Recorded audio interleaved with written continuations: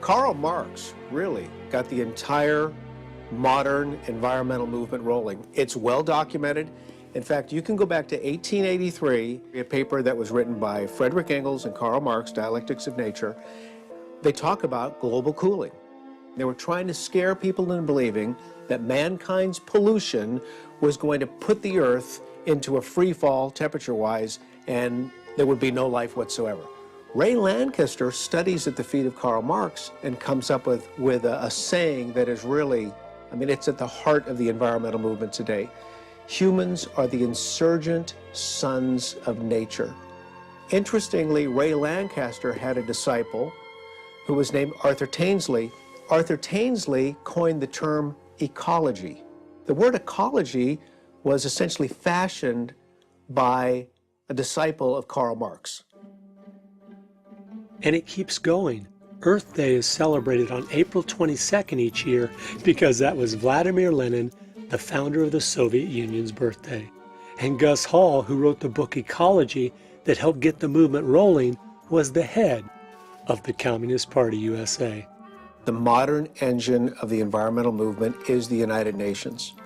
You have to remember, the United Nations Charter was written by Alger Hiss, one of the most notorious Soviet spies working in the FDR administration. People don't know that. When my friend was training in Moscow, the Soviets were openly telling all of their students from all over the world, the United Nations is our thing. We own it. This is our instrument for policy. This is our baby. Maurice Strong has headed up the entire environmental program of the United Nations for decades and is the father of Agenda 21. He said, quote, Agenda 21 is a blueprint for constructing the new world order. It is vital people grasp this, unquote.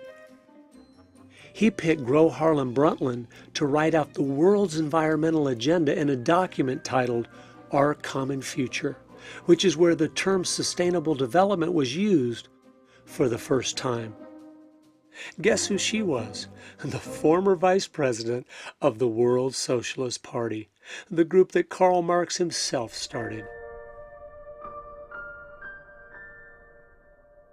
The icing on the cake is the next player I came across, Mikhail Gorbachev, the murderous communist dictator. Guess what he did immediately upon stepping down from the Soviet Union?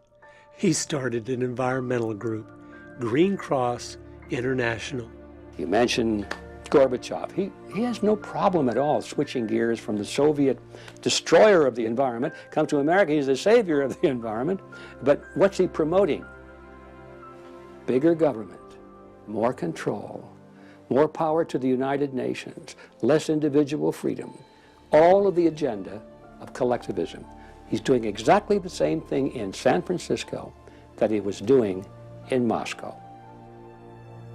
And he isn't just some fringe player. He is one of the leaders. When I found out that the Earth Charter, which is supposed to be the new 10 Commandments for the 21st century, was written by Mr. Gorbachev, it was clear. Environmentalism isn't just like communism.